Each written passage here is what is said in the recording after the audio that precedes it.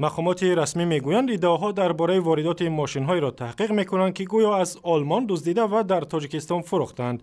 نعمت رحمتوف، معاون رئیس کمیته گمرک تاجیکستان، در نشست خبری در دوشنبه گفت گروه عبارت از کارمندان این کمیته و وزارت امور داخلی همین مسئله را تحقیق می‌کنند. چند پیش روزنامه بیلد آلمان گفت که بیشتر از 200 ماشین گران قیمتی که در آن کشور دزدیدند در تاجیکستان است و به اطرافیان رئیس جمهور تعلق دارد.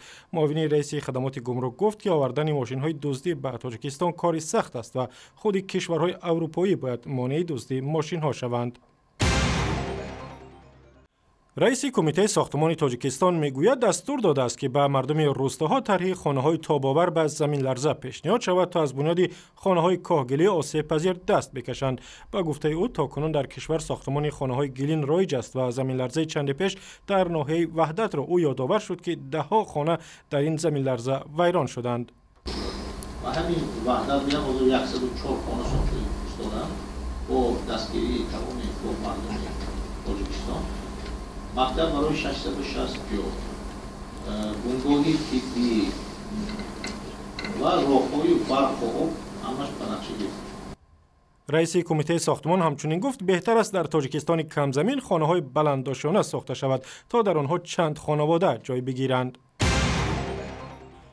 مادر مستانه نصرالله و یک دختر 31 ساله تاجیک 3 سال پیش ظاهراً به پاکستان رفته است میگوید سعی دارد تا دخترش به وطن بازگردد.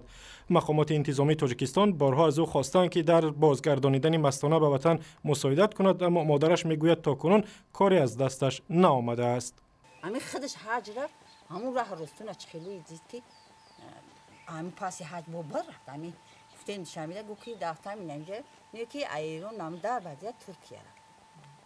ترکیه دا میگه امی موی سفر دا گاب زاو گو که ترکیه دا دیا مگزین به درجه اولی زندگیم سوزایی ما خو نگفتیمش که اتاد مرده. انا می دو فرکه نصیب نمبرم زنده باشم بکنه میگم که اتاد نمتریشته بیوین. با گفته مادرش مستانه نصرالله و که از خورده اسلام میآموخت بعد زیارت مکه و مدینه در 3 سال پیش با مرد ازدواج کرده و دیگر به زادگاهش شهر کلاب برنگشته است. دادگاه عالی اقتصادی تاجیکستان میگوید سال گذشته تقریباً 170 قرار و سندهای مقامات رسمی را به دلیل قانونشکنی‌ها به اعتبار اعلام کرده است.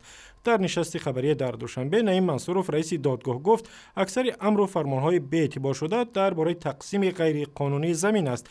از این پیشتر شیرخان سلیم زاده دادستان کل تاجیکستان گفت که در فروش و تقسیم غیر قانونی قطعه‌های زمین منصبداران ناحیه‌ها دست دارند و در عوض رشوه به افراد علاهیده برای خانه‌سازی زمین می‌دهند.